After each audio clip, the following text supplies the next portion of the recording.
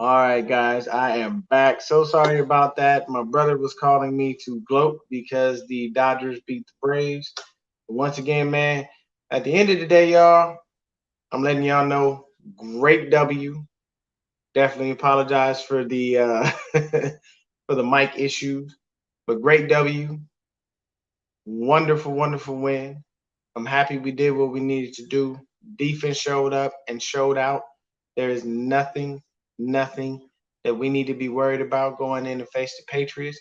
I will have a preview up for the Patriots, and I'll have it up a little bit sooner. I know this one was game, but we back. We right. That's right, Matt. We back. Sorry about that, man. Like I said, my brother, he called me. He on one right now, man. Him and my pops want to talk their crap because I'm a Braves fan, and they Dodger fans, and the Dodgers just beat the Braves to go to the World Series. But it's all gravy. I'll get with them later. But at the end of the day, we made it. We did what we were supposed to do. We grinded, and we grinded the way we were always taught to. We Niners, we stay faithful as fans, and we stay faithful as a franchise.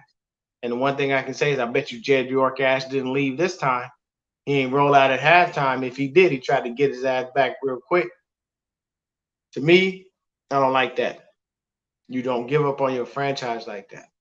If you got a frustration and you got a problem, you go ahead, you get with the head coach and you say, hey, look, we got to fix this shit. We got to fix it now. I don't know why we down this much to a team that's this crappy, but we better figure this out. But 24-16, yeah, we back. We back 49 Lakers for life. Um, 24-16, we good. If we can beat Seattle, yeah, we can take the division. The thing is, we got to make sure that we beat Arizona. They always give us a fight. And Seattle, the one thing about it is, the only thing I'm scared about with Seattle, Matt, is that I don't want. Yeah, if Tom was still on the Pats, that would have been the biggest game of the year. Everybody had been talking about it. They'd have blown it up all over social media, all over the media in general. First Take would have been talking about it. NFL Network would have been talking about it.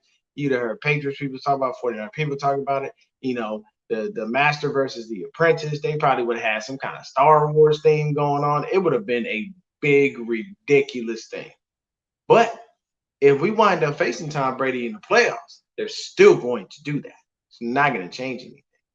So I'm not going to be too worried about that. I mean, hey, either way, he's going back to face Bill Belichick. The one thing I can say is Bill Belichick knows his weaknesses and he knows what to do against him. So that's a little scary because he studied him for all those years and he's like, I know what makes him tick. So that's the advantage that he has on us. He knows that quarterback to a T. But that's nothing to be worried about, nothing to trip out about. We're going to be good.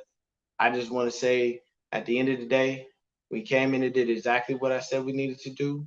We came in and did exactly what all of us as 49er fans felt we needed to do. Sorry, but hey, that's just a home alarm, baby. You got to stay as safe as possible now. Can't just combat yourself against coronavirus. You got to combat yourself against everything. Um, but I can say Kyle Shanahan shut the haters up. Oh yeah, yeah. Brady and the Bucks whooped on the. Oh my God, they put a beating on Aaron Rodgers. But you know what it is? The Bucks have the number one run defense. So when you stop Aaron Jones and you force Aaron Rodgers to continue to throw, he can make mistakes. The dude is not invincible. If you want to see the track record, look at him against us the last couple of years. The last time Aaron Rodgers went up against the 49ers, Raheem Mostert, the Mosterati himself, just came in the game and said, meow, for 4 touchdowns. Exactly. As my security system said, he was armed and he stayed in that end zone. He lived there. That's where he was at. Raheem the Dream. He took us to the Super Bowl, baby. We rode it. Everybody was like, oh, well, they don't trust Jimmy. I am so sorry. If my running game is working, I ain't about to stop it. For what? What's the point in throwing the ball if you can't stop my run?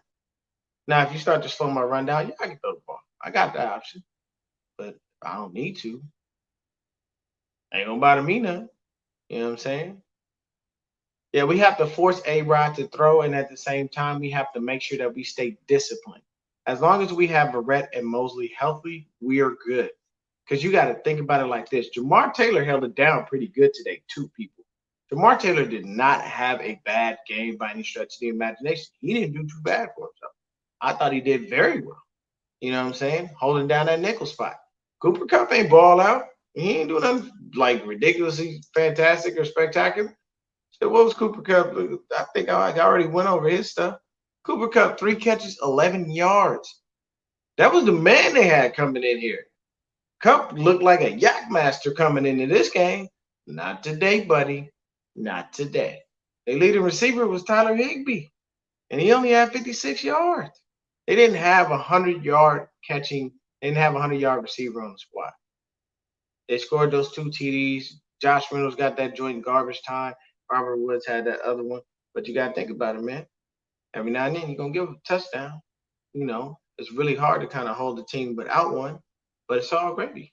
You know, media always going to overhype the Rams. And then you got to think about it, because of their record, they were going to continually hype them, because it's basically they're saying like, yeah, man, look at them. Look how great of a start they're off to. But it's like, look at the competition. You can't give them a bunch of credit for playing mediocre ass teams and winning. If that's the case, then we should have got hyped too. We beat the Giants and we beat the Jets. We were in a MetLife Stadium and lost half our damn roster dealing with that shitty ass field. We should have been had that. We should have been had that. But like I said, guys, easy dub, beautiful win. Very, very happy with this team right now. Great that we came out, showed up and showed out. Offensive line showed up and showed out. The receivers, the running backs, everybody on the offense did what they needed to do, and the offense carried us. We did not have a pass rush, people. We put pressure, but we never got to the quarterback. Beauty is, on the flip side, we didn't allow them to get to ours. So there were no sacks going on in that game. You know what I'm saying? And Debo, early in the game, continuing to press forward, and he never went down. His knee wasn't down. He kept running. That's the mark of a player who knows what they're doing. And deep, that's what I said earlier in my pregame. I said they're not gonna have him on a pitch count. They're gonna put him in there. They're gonna do whatever they can to get him the ball. You know. Oh yeah, easy. They don't shut down Edelman. You know what I'm saying? And what they'll do is they'll probably try to throw Edelman in the slot against Jamar Taylor. You still gonna have Dre Greenlaw and Fred Warner in the middle, and Aziz. So you're not gonna be able to just make those plays happen like that and just think you're gonna get away with all of that. And Julian Edelman is a very small guy. You gotta remember, man, Fred hit hard. So does Dre. We'll knock him out the game if we have to. So these things coming up against the Patriots, we'll get to that on another day. Tonight, I am done for the evening. I want y'all to go celebrate, have a wonderful time. You know what I'm saying? Hey, we wore those all whites, baby, and we made it happen. So that's the great thing. We made it happen, and we finally got a W at home, guys. We were winless at home.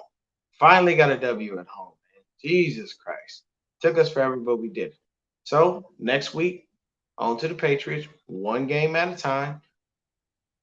On the all black, I love the all black. That's I'll show you my jersey. That's what I always have. I have an all black and Navarro Bowman jersey.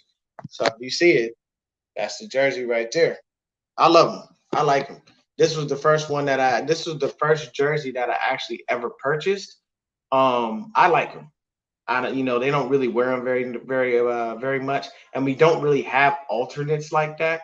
But I like the jerseys. You know what I'm saying? I plan on getting me a Deion jersey because, of course, my name is Deion, and all my life growing up, that was the nickname. My nicknames and monikers were that of Deion Sanders. That's just what people did because my name was Deion, and it's not that I played football, ran track, but I just took that on. But I like it. I like the black jersey. I like the alternates. But definitely I gotta grab me. I'm gonna snag me probably a Kittle jersey and a Deion jersey. You know what I'm saying? And Deion just because of who he is. And I love him. I feel like he's the greatest cornerback to ever play football. You know, even though he didn't have a ton of interceptions, as many interceptions as people would think, but he still was just a force to be reckoned with. He was so versatile. He did so many things. I mean, him playing football and baseball at the same time, like the man was just he was just flat out amazing. He was an athlete that you just had to recognize. But y'all have yourselves a wonderful evening. I thank y'all so much for tuning in. I will be back later on in the week with a video for the Patriots. And once again, guys, if y'all know people that love 49er football and love to hear people talk about 49er football, y'all see how I interact with y'all here in this chat. I get right to y'all comments right on time. If y'all know people that like it, send them my way, man. Tell them hit that like, hit that subscribe button. This guy will keep you up to date. He'll keep you posted, and he'll definitely make sure that you have a damn good time watching it. Because I can tell you, I'm high. I'm high on life right now. This is all pure energy. This is full of my brain is full of endorphins just popping off all day long, man. But y'all have yourselves a wonderful evening. I gotta go ahead and take this verbal abuse from my pops and my brother. But y'all have a wonderful evening, man. 49ers for life. Thank you, Matt. Appreciate you tuning in. Y'all have yourselves a great evening. Good night.